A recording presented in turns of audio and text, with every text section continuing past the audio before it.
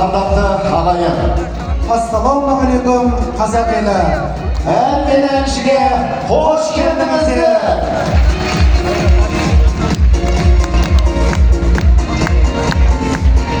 Ұлыс оң болсын, Ақ мол болсын, төрт түлік атты болсын, ұл қызыңыз бақытты болсын, еліміз аман болсын.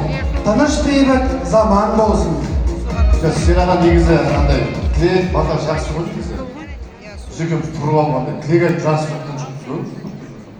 Жоқ, біз енді кешті бастап отырмыз ғой, жақсы жарымыз. Дұрыс айтасыз. Негізі кешімізді бастамас бұрын анау тұрған өзіміздің қасиетті киелі мекенімізге барып тұрайықшы. Анау не бар ғой, стойка дейді ма, не заты, соған барып тұрайықшы өзі. Бірінші рет бұл басқан қызық болып тұр да маған. Бір қозы қошеметіп қоймасаңыздар, қайратжан қалып тұрайық. Бүгінгі ән мен әншінің тұрақты көрермендері әз наурыз мерекесіне арналған осы бір керемет кешке қош келдіңіздер деп бір құрмет қошемет көрсетіп қойсаңыздар.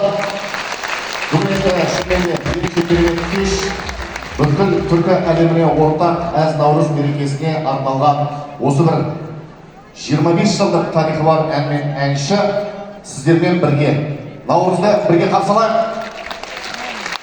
Көңілдеріңіз қалай? Жылдан жылға аман жеткені үшін тағы да бір қозы қошеметтеп, наурызымыз құтты болсын деп, бүгінгі кешімізді бастайық. Қалғаны өкіліміз сахнада Алатау сендері.